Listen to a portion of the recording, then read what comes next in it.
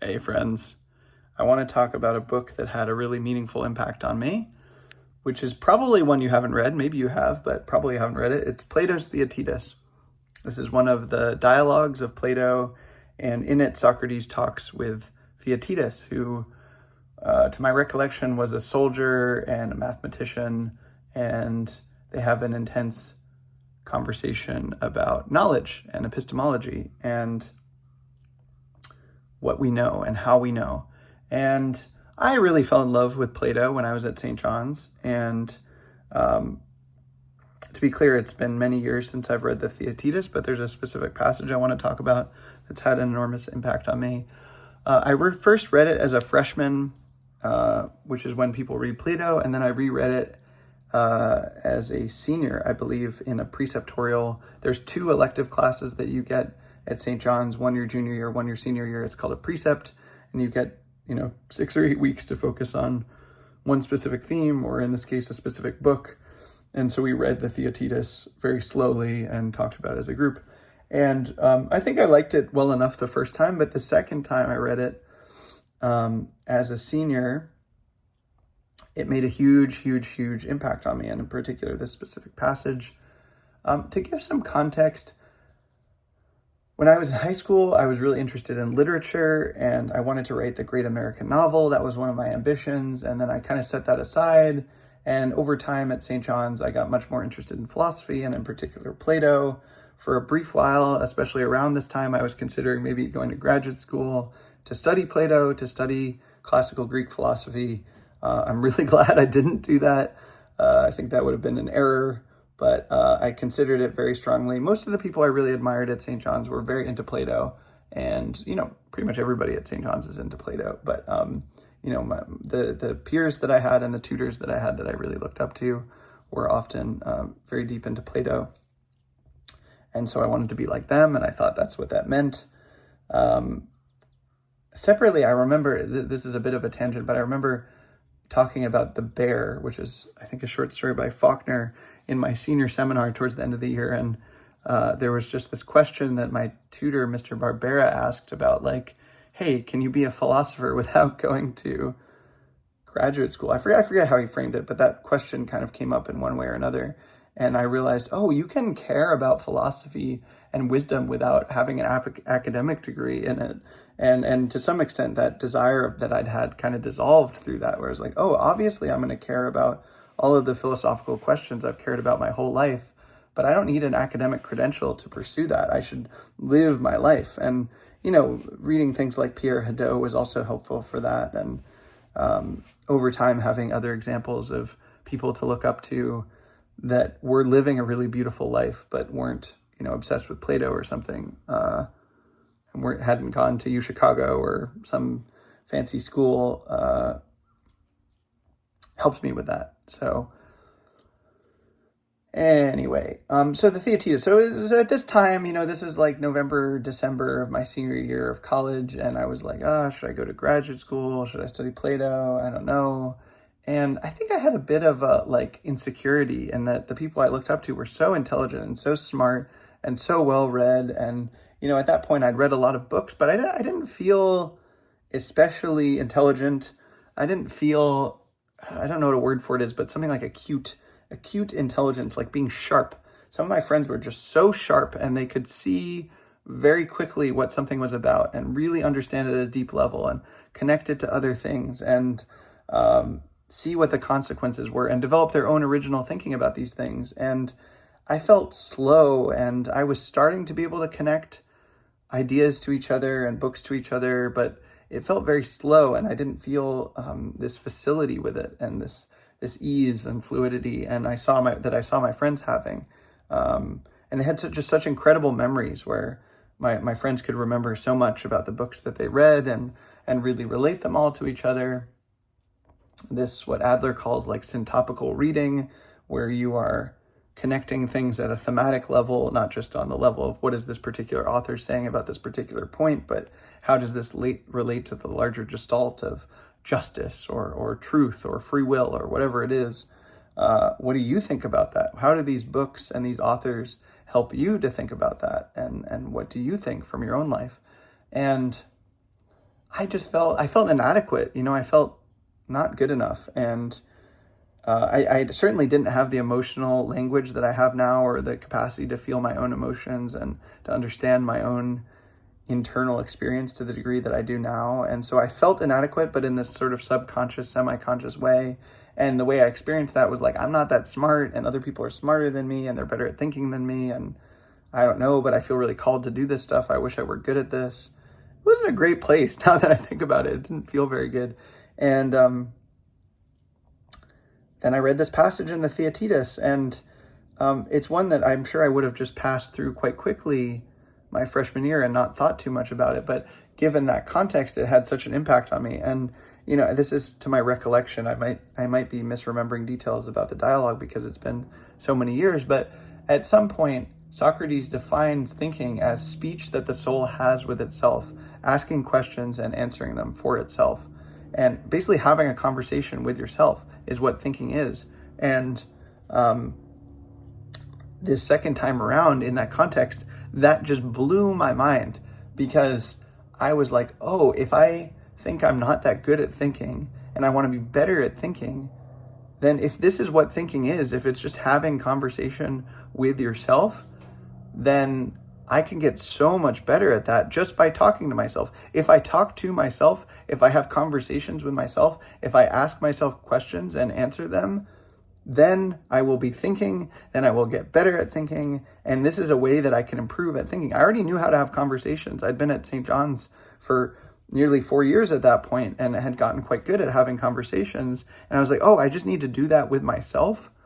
And then I will get better at thinking, and I will have better thoughts, and I will be, I guess emotionally, on an emotional level, I was like, I will be good enough if I just talk to myself enough and have enough conversations with myself.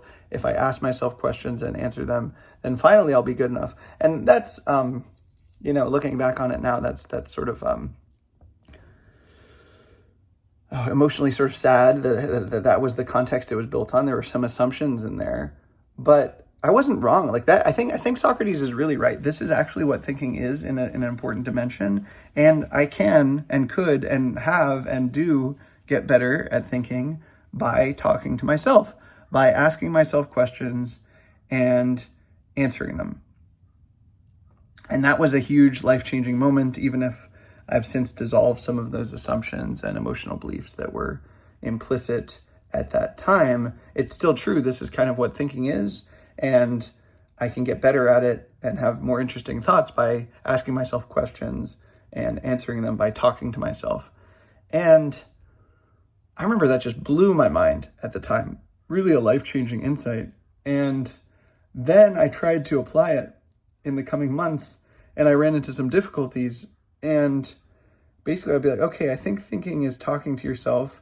It's asking yourself questions and answering them. So I should talk to myself more often. And then I just kind of didn't.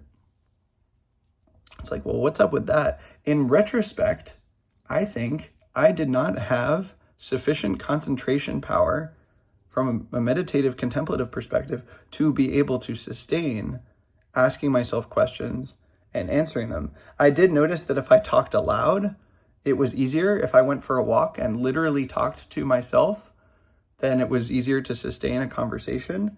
But that was also emotionally complex, because at the time, again, I didn't have this emotional robustness where I knew what my feelings were and how to feel them and how to process them. That felt kind of awkward and weird to talk to myself. Now I just love myself, and I don't mind. As you can see here, I am talking to myself for 9-10 minutes. I don't mind going for a long walk and asking myself questions aloud and answering them. This is a tried and true trick in meditation and certain kinds of techniques to speak aloud. Like if you're doing noting and labeling, for example, just to label aloud, it's much easier to concentrate if you do it aloud. But over time, I developed better concentration. And, I did a ton of meditation and worked on it. And in particular, in my long cabin retreat in 2020, that was such a milestone moment for me where I developed much better concentration and understood what concentration is. Not in a like, oh, I entered these crazy deep concentration states, although, I've encountered some of that territory. not that deep, to be honest, but some of that territory, but just in a way of like mindfulness of the present moment and ability to stay with this, this, this, this, this, this, just this ordinary current reality where there's a wall and light and birds chirping outside and I can see my face on the video camera. Just this, not some big, deep, fancy, blissful concentration state, although some of that arises, but just to be present with this and to stay with it and stay with it and stay with it and stay with it. And it turned out that once that concentration power was really in place, then this kind of thinking started to be possible, where I could talk to myself, have conversations with myself, ask myself questions and answer them and follow a train of thought in conversation, in thought, in the same way that I was already able to do with other people if they were actually present with me, if they were sustaining conversation with me. In that mode, I could have, I've had 6, 7, 8 hour long conversations before. I know that I have the concentration for that, but it's a little bit harder to do that with oneself. But now I have the concentration to be like, okay, I want to ask myself about this. Let me ask this question. Let me answer that. Let me ask this new question. Let me answer that. Another way that one could do this if you don't have this concentration power is simply to write. This is an incredibly powerful way to do it. To start an essay with a question like, where do I want to go with my life? Or what do I value? Or what do I want to do with my day? Or what do I think about that movie I watched yesterday? Or that book that I read recently? Or what are my goals with this creative project? Whatever kind of question you might ask someone else, you can ask of yourself and then answer it. You put the question down in writing and then you sit with it and you answer it and you write down what you answer, and then maybe more questions come and then you answer those. And that's just so powerful to have a conversation with yourself in that way. But you can do it in writing, you can do it verbally aloud, you can just do it in your head. I've talked about this elsewhere, but often at the end of the day, I'll ask myself these 3 questions of what did I enjoy? How did I play? What did I learn today? How did I grow? And then how did I benefit others? How did I serve the world? Each of those has 2 forms of the questions. There's what I call question synonyms, but it's 3 sets. And I'll answer them in my head. I'll ask myself the question and then I answer it. I have that conversation with myself often before I go to bed. And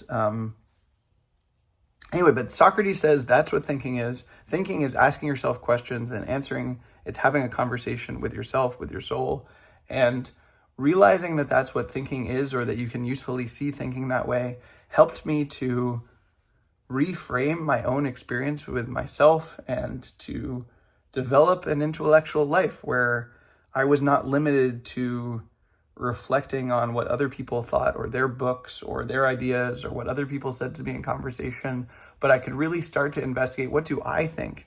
What do I think? And what do I want to think about? And how do I want to think? And to come to my own answers about these things. Of course, that's still in dialogue with the larger world and all the books I read and the people I meet and the movies I watch and the experiences I have.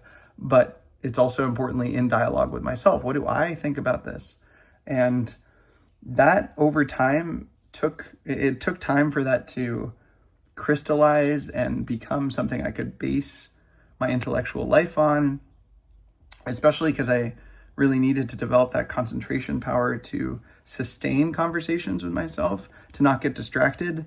I also, really needed to develop emotional skills and regulation and so on. But the point is that insight changed my life, and it's been a while to learn how to integrate it fully. But that reflection that thinking is speech that the soul has with itself, having conversations with itself, asking itself questions and answering them, that changed my life and has made a satisfying, fulfilling, meaningful intellectual life possible for me on my own terms, in my own way. That's not, in retrospect, that's not overly constrained or framed by how other people think an intellectual life should look like. Like, I don't know.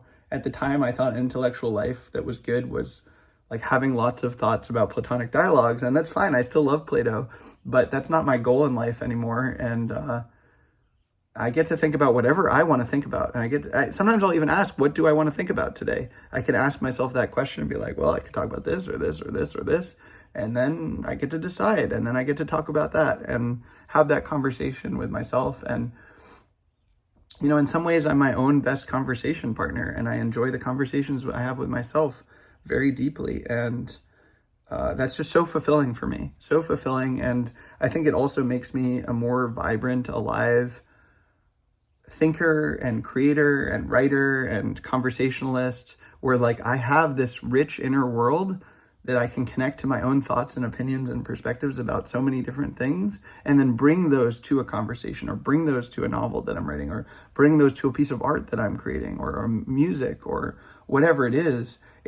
Yes, even though it's sort of a solitary activity, it's ultimately in communion with all of reality and everyone that we meet and everything we do and everything we make.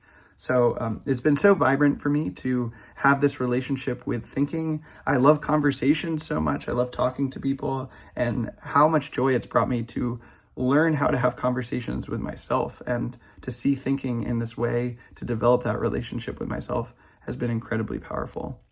I'd be curious to hear what your experience is if you try this, and feel free to let me know in the comments. In the meantime, I'm sending you love.